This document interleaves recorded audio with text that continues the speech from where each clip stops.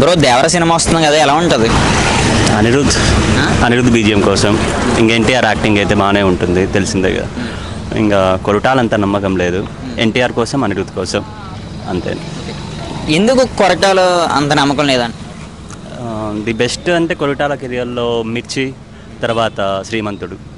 అది కూడా adapter story, but తీసే టేకింగ్ అనేది బాగానే ఉంటుంది కాబట్టి ఆ రెండు. జనతా గ్యారేజ్ కూడా ఓకే స్టోరీ పరంగా, అండ్ ఎన్టీఆర్ లాక్కొని వచ్చినాడు యాక్టింగ్. దాని తర్వాత వచ్చినవి అంతేం అనిపించాలి, అంత ఇంపాక్ట్ చాలా. చూస్తే ఈసారి ఎన్టీఆర్ గారు లుక్స్ ఎలా ఉన్నాయి బ్రో ఈ సినిమాలో దేవరాలో? మాస్ ఆడియన్స్కి అయితే బీసీ సెంటర్లో పూనకాలు వస్తాయి. ఇందులో డబల్ రోల్ కదా ఎన్టీఆర్ గారు, ఎలా ఉంటుంది మరి ఫ్యాన్స్కి?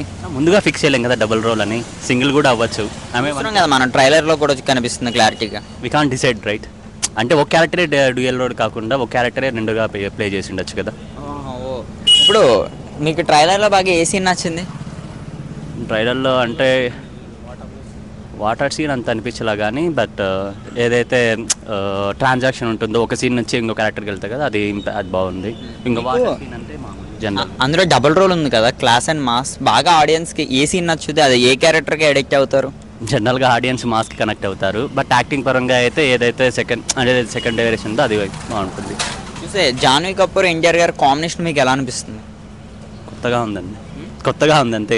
ఇప్పుడు దాకా పేరు చూడలేదు. శ్రీదేవి పెద్ద ఎన్టీఆర్ చూసాం కానీ జాన్వీది చూడలేదు కదా. సో ఐ థింక్ తను డాన్స్ కూడా బాగా వేసింది కొత్తగా అయినా కూడా. చాలామంది దీన్ని అది ఆచార్యతో కంపేర్ చేస్తున్నారు సోషల్ మీడియాలో. ఈ రూమర్స్ మీద నీ ఒపీనియన్ ఏంటి? అవ్వచ్చా నిజంగా అలాగా? రూమర్స్ అంతే. అంటే వీ కాంట్ డిసైడ్ రైట్. అంటే as a taking every cinema, ఇప్పుడు లవ్ స్టోరీ అన్నాక అన్ని దాంట్లో ఓకే, లవ్ కామన్, స్టోరీ డిఫరెంట్గా ఉంటుంది, టేకింగ్ డిఫరెంట్గా ఉంటుంది, ప్రజెంటేషన్ డిఫరెంట్గా ఉంటుంది. సో అంతా కంపేరింగ్.